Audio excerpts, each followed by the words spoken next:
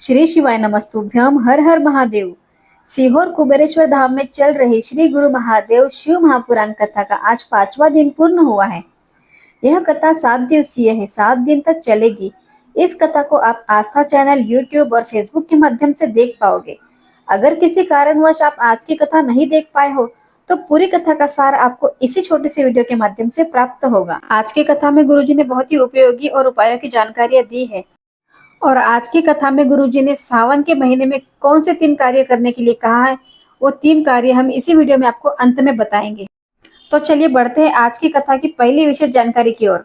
गुरुजी ने कहा, अगर आप शिव जी को प्रतिदिन 1 लोटा जल चढ़ा रहे हो, श्री शिवाय नमस्तुभ्यम का जाप कर रहे हो, पंचाक्षर या षडाक्षर मंत्र का भी जाप कर रहे हो, महादेव जी की भक्ति कर रहे हो और महादेव के प्रति आपका विश्वास पक्का है, तो मेरे देवादिदेव महादेव आपको कभी खाली नहीं रहने देंगे। महादेव आपको आपकी भक्ति का फल जरूर देंगे। तो चलिए बढ़ते हैं आज की दूसरी विशेष जानकारी की ओर। गुरुजी ने कहा, मनुष्य के शरीर का सबसे सुंदर आभूषण अगर कोई है तो वह है मनुष्य के मुख से श्री शिवाय नमस्तुभ्यम का जाप निकल जाए, या फिर नमः शिवाय का जाप निकल जाए, या फिर ओम नमः शिवाय का जाप निकल जाए। तो इससे बड़ा कोई आभूषण मनुष्य को नहीं हो सकता है।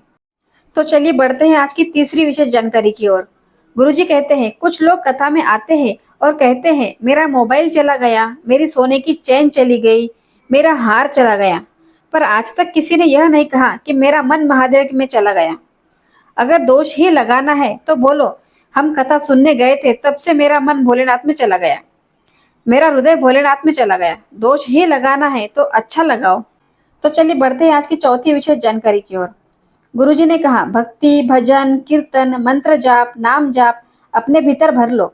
भक्ति का रंग अपने भीतर इतना भर लो कि कोई कितना भी कहे कि 1 लोटा जल रोज क्यों चढ़ाते हो, रोज मंदिर क्यों जाते हो, पूजा क्यों करते हो, भक्ति क्यों करते हो, कोई हमें कितना भी बोले, अपने अंदर का भक्ति रंग कभी निकलने मत देना, भक्ति का रंग कभी छूटने मत देना। तो चलिए बढ़ते हैं आज की 5वीं विशेष जानकारी की ओर। गुरुजी ने कहा, दान का मतलब हमें पता होना चाहिए। जैसा तुम खाओ वैसा दूसरों को दान करना चाहिए, जैसा तुम पहनो वैसा दूसरों को दान करना चाहिए।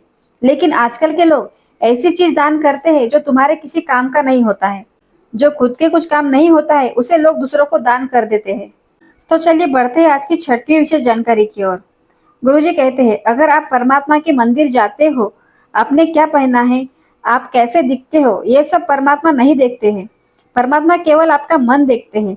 आप अमीर हो, गरीब हो, इससे परमात्मा को कोई मतलब नहीं है। परमात्मा केवल आपका मन देखते हैं। परमात्मा के मंदिर जाने वाले का मन निर्मल होना चाहिए और मन पवित्र होना चाहिए। तो चलिए बढ़ते हैं आज की 7वीं विशेष जानकारी की ओर। गुरुजी ने कहा, इन 3 चीजों में जीवन निकल जाता है। पहला है बचपन, बचपन लाड़पन में निकल जाता है। दूसरा है जवानी, जवानी अकड़न में निकल जाती है। और तीसरा है बुढ़ापा, जो तर्कपन में निकल जाता है। तो चलिए बढ़ते हैं आज की 8वीं विशेष जानकारी की ओर। गुरुजी ने कहा, सारे तीर्थों में आपको सारी सुविधाएं मिल जाती है, वीआईपी व्यवस्थाएं मिल जाती है, लेकिन कुबेरेश्वर धाम में कभी आओ तो यह सोचकर मत आना कि आपको यहाँ बहुत सुविधाएं मिल जाएगी। नहीं, यहाँ आप ही को खाना बनाना होता है और आप ही को खाना होता है, क्योंकि जहाँ सुविधाएं होती है वहाँ दुविधाएं होती है। कुबेरेश्वर धाम में केवल आपको कंकर में शंकर मिल सकते हैं। तो चलिए बढ़ते हैं आज की 10वीं विशेष जानकारी की ओर। गुरुजी ने कहा, मंत्र जाप करने का भी एक नियम है। अगर पुरुष मंत्र जाप करते हैं तो वो षडाक्षर मंत्र यानी ओम नमः शिवाय मंत्र का जाप कर सकते हैं। लेकिन अगर स्त्री जाप करती है तो स्त्री को सबसे पहले पंचाक्षर मंत्र का जाप करना है, उसके बाद ही षडाक्षर मंत्र का जाप करना चाहिए। जैसे कि नमः शिवाय, ओम नमः शिवाय, इस प्रकार से मंत्र का जाप करना चाहिए। तो चलिए बढ़ते हैं आज की 10वीं और अंतिम विशेष जानकारी की ओर। इस सावन के महीने में गुरुजी ने हमें 3 कार्य करने के लिए कहा है, जिससे हमें शिव जी की कृपा प्राप्त हो सकती है।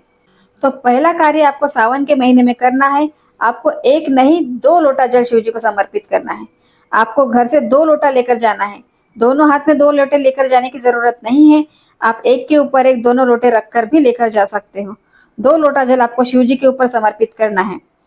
और दूसरा कार्य आपको करना है, पूरे सावन में कम से कम 5 दिन बेलपत्र के वृक्ष के नीचे बैठकर श्री शिवाय नमस्तुभ्यम का जाप करना है। अगर बेलपत्र का वृक्ष नहीं है तो शिवलिंग के ऊपर चढ़ी हुई बेलपत्र को उठाकर अपने माथे पर लगा लो और फिर श्री शिवाय नमस्तुभ्यम का जाप करो। और अगर वह बेलपत्र भी आपको ना मिले तो बेलपत्र के वृक्ष के नीचे की मिट्टी को अपने माथे पर लगा लीजिए और श्री शिवाय नमस्तुभ्यम का जाप कर लीजिए। और तीसरा कार्य आपको यह करना है कि सावन के महीने में एक बेलपत्र का वृक्ष जरूर लगाना है।